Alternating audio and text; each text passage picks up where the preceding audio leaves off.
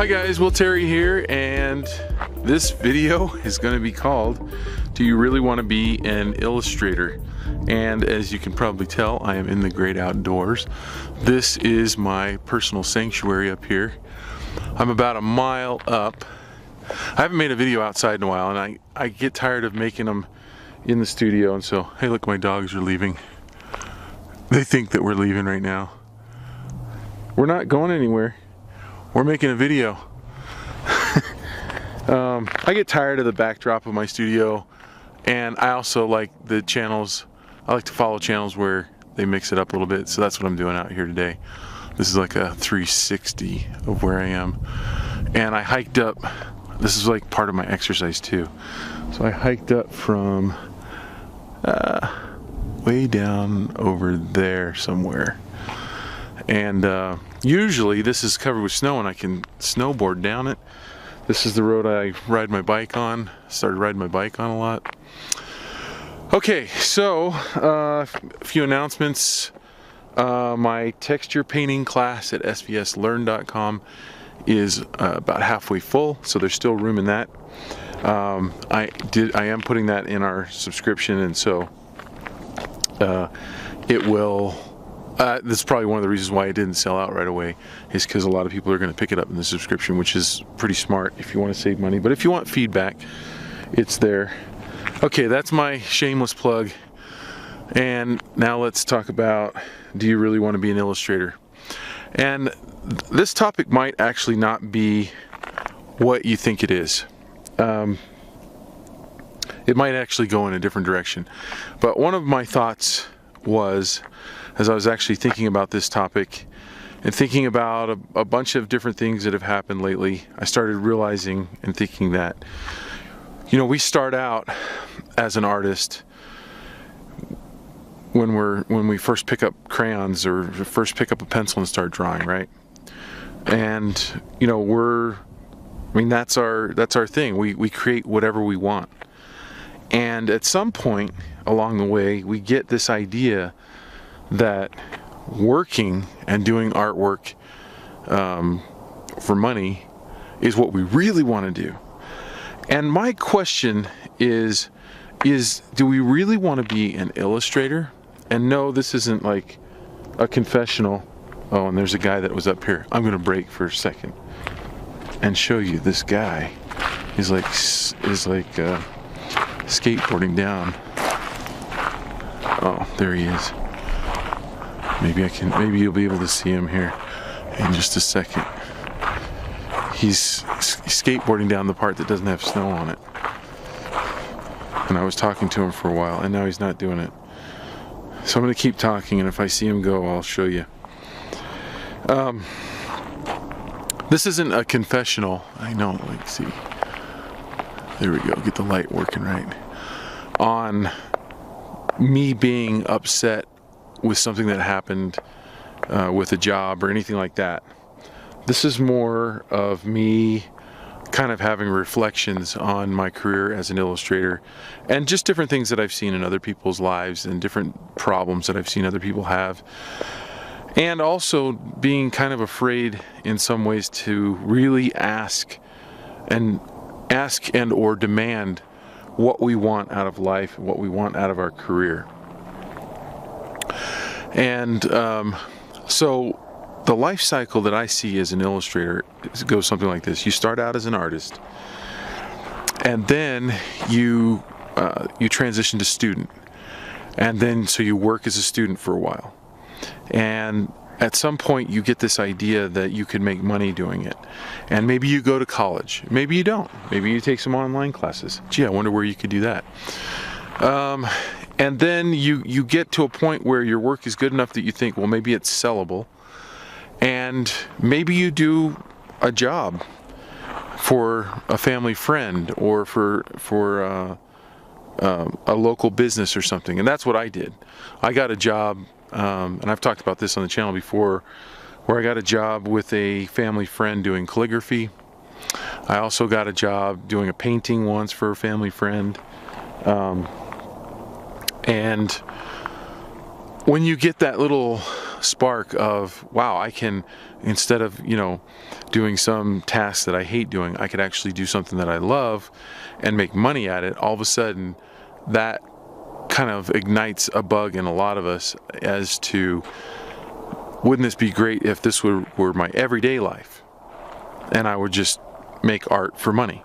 And I would have a boss and they would tell me what to draw and I would draw it and I would get paid and life would be perfect. And so then you get maybe a few jobs like that, and maybe you actually do start working as an illustrator, and you're working for the worst clients, because usually illustrators start out working for the lowest bottom of the barrel clients, and there's nothing wrong with that, and you should. Those jobs are easier to get. They're going to pay less, but they're not going to be able to afford the top shelf illustrators, the ones that have been doing it forever. And so maybe you cut your teeth and you on those smaller jobs, and you kind of learn the ropes a little bit, and then you move up and you start doing bigger and better jobs, and life is good. But there seems to always be that point in an illustrator's life, and I've seen this so many times, where even the top guys and gals that are working as illustrators, they'll get to a point where they don't like being told what to do. I don't know any other way to put it more simply than that. And this is going to, for some people, this is going to sound spoiled. I know if I were hearing this when I was first starting out and all I could dream about was getting a job, I would think, well, then those people need to be thankful for what they have and stop complaining and just be grateful. But I would say one thing that I've learned in life is that as humans, one of the characteristics of a human being is that we are seldom content.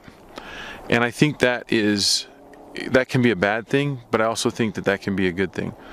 And I think in striving for perfection and striving to better oneself and to create better work, there will come a time where your bosses as an illustrator know much less than you do as an artist, where your sensibilities, where your ability, your design ability is better than the art directors that you're working for. Not always, but sometimes.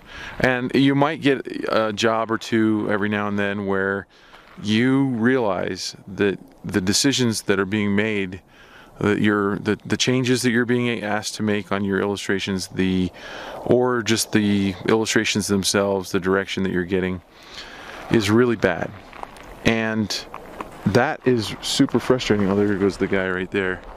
I don't know if you can see him going down there. Hopefully you can see that.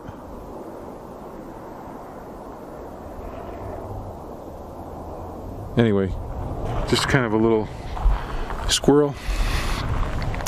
So there's this discontentment. There's this desire to want more control.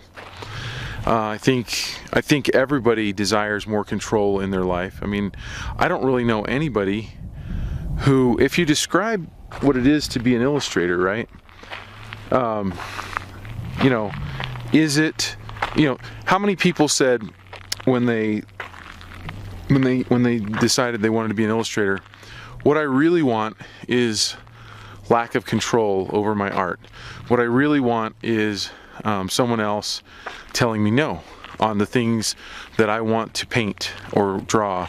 What I really want is someone to not value my ideas that I think are great ideas, and I can see the vision of them and they can't, and so I have to do their idea, which is dumb. I mean, none of us really signed up, none of us really ever said that, but that's what happens a lot of times for illustrators. And so that's kind of the thought that I had. And one of the reasons was, and I'm just going to check my notes here really quickly. So I'm working right now. I've got a job, and it's actually going really well for a large publishing company It's not the Bonaparte book, it's another one. And it's actually a story that's going to go in a textbook. So it's not a high-profile job by any means. And I have learned how to protect myself from spending a lot of time spinning my wheels on ideas that may not pan out, right? That might not work, that the art director I think will probably change this. So I figured out different ways, and one of those ways is, I will send sketches to the art director alone for your eyes only, and I'll say, please don't pass this on to the team. This is just to get an initial idea on whether I'm even on the right track or not. Because the worst thing in the world is to spend time doing something where you put a lot of time and effort into it and you're not even close, and so you're going to have to completely scrap the sketches and start on something totally different. So I like to do things like that. That can be scary if you don't have a track record, and if you're brand new and you try to do that, and like if an art director's kind of taking a chance on you because you're a beginner, and you send in really crappy sketches, it might really scare the crap out of them. So in the beginning, I would do tighter sketches on the first rounds, but now I'll just really rough stuff out and just do like, a little more than a stick figure with gestures, but with like, let's say it's a chef, he'll have a little indication of the chef's hat, but it'll be gesture heavy, so you can really tell what's happening. You can tell size of character, you can tell even expression, you can tell basic clothing and things like that, but you just are not spending any time polishing up the sketch or really working out anatomy and things like that. It's just really super loose. And there's a lot of techniques and a lot of things that you can do to kind of protect yourself. But you go through I think that what ends up happening, the evolution of an artist, is actually, I'm going to call it artist to artist. Because you start out as an artist, you become an illustrator. Now, of course, I'm talking to illustrators, or those who want to be illustrators. You start out as an artist, you become a student, you become a beginning illustrator, you become an intermediate illustrator, you become a master illustrator, and a lot of those guys and gals end up becoming artists again. And by that I mean they start creating their own fill in the blank, right? Their own books. They start writing, a lot of them. I know a lot of illustrators who have become authors. And the difference there is, when you're illustrating your own story, right, you have created the whole project, and so like you're your own boss. So now when you put on your illustrator hat to illustrate your own story, the artist, the author in you gets to tell the illustrator what to do, but because you're the same person, no one's really telling you what to do, right? I mean, it sounds silly, but like, you have to answer questions for yourself, like, how would I do this? What would I tell myself if I were the author? This is my vision as the author, and you start to see things in a different way. That's one way. A lot of illustrators end up doing gallery work. A lot of illustrators end up doing high-end commissions, where I guess they still have a boss, but a lot of the artists that I know will come up with contracts where they might take a little bit less money, but they'll tell their clients, if I take your commission, I'm going to give you, you're basically going to pay me a retainer to start, and then I'm going to make this painting and you're going to buy the painting, and this is what you're going to get, and I'm going to create this painting, and that's the way it is, because I've worked my way up to a certain point where I'm not taking art direction from a non-artist person, especially not a non-artist. Now, there are a lot of people who do portraiture and who do commission work where they have to. We're going to have a helicopter flying over, of course. So anyway, I see artists or illustrators turning to doing their own projects, doing their own creations, simply because they've pretty much outgrown they've outgrown their, how do I say this, their desire to be controlled, I guess. There's really no other way to put it. And one of the things that got me thinking about this was actually a friend, a very close friend that I have, who, let's just say he has worked in-house. I don't want to talk too much about specifics, because I don't want him to feel bad, and he knows we talk about this a lot, and he kind of cried on my shoulder the other day. But anyway, he was working in-house, and he just kind of came out and said, I lost my job, I got fired. And we talked about it, and what it basically came down to, when you really boil it down to a nutshell, what happened was he did not advance in his career path into management. And when you work as an in-house artist, I think for job security, job protection, you really need to be trying to move into a management role. There's a lot of reasons for it. I mean, pay is one of them, but job security is another. And quite frankly, he kind of got bitter because he was being controlled by people that were much younger than him, and we're about the same age. And it just got so frustrating for him to show up to work and have the stuff that he was designing kind of rejected and looked over by people that he knows are not as good. This person is really good in design. And so anyway, one thing led to another. He didn't really look or fit in with the hip group, and he kind of got left out and kind of got what it really looks like is that they made an excuse on why they were letting him go in favor of hiring someone else. And I look at that and I think, that's part of the cycle of working as an artist, is that if you're not thinking of what's coming next, then that sort of thing could end up happening to you too, where you find yourself where you've kind of outgrown your job, or you've kind of outgrown the kind of bosses that you have kind of telling you what to do, and then you wind up in a situation where you are bitter, where you do feel like you should be earning more, but you're not. And so then maybe you don't treat the job as well as you should. Maybe your attitude isn't quite as good as it should be.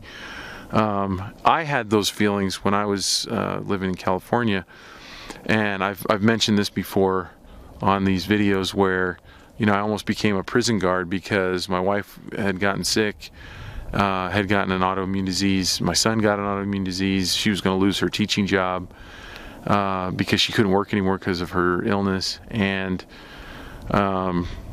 so I was angry that I wasn't making more as an illustrator when I saw all the people around me, and they were prison guards, and they were making as much or more than me, but they had really good health insurance, and that was the biggest difference. And you hear it, I had gone to college, and they didn't. They got out of high school and just went to work in the prison, and were making really good money. And I remember having those feelings of resentment, and those feelings aren't good.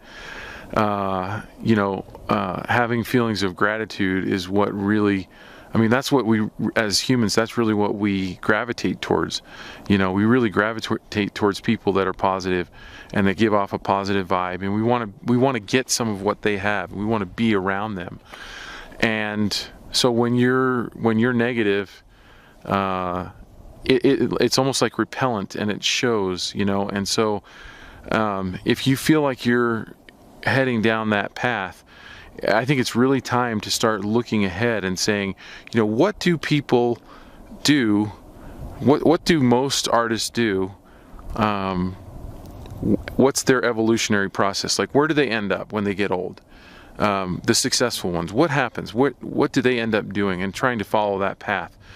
It's easy to think that when you become an illustrator, that's it. Your life is just going to be perfect and you're going to be happy.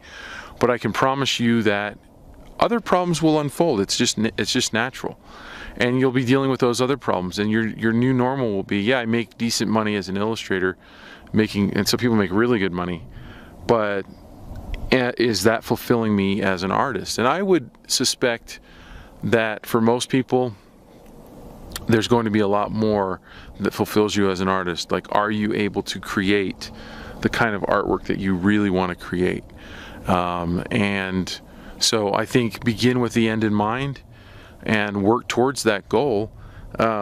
If you take a lesson out of a lot of illustrators' playbooks, what a lot of them do is they're constantly working on their portfolio while they're taking on freelance work. And the ones that I have seen that have atrophied as illustrators, that have become obsolete, that are not even illustrating anymore, one of the cardinal sins is they treated their illustration freelance work as a job, and as soon as they were done, they went and did something else instead of.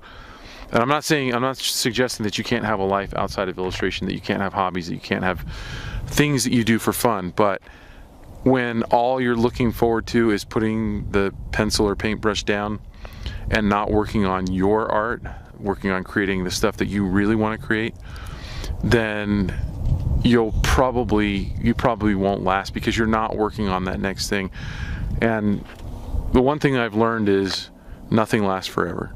Nothing lasts forever. And so you always have to realize, if you're up, there's probably a down coming. But there doesn't have to be a down if you're working on that next thing, because then you can shift into the next thing, whatever that may be.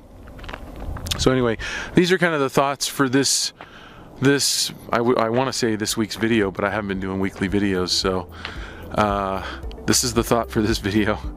And I'll see you on the next one. Maybe I'll get some shots of the dogs as we're walking back down. But thanks for watching, and I'll see you on the next one.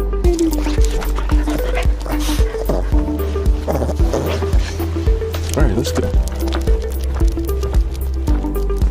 Go on, Mandy.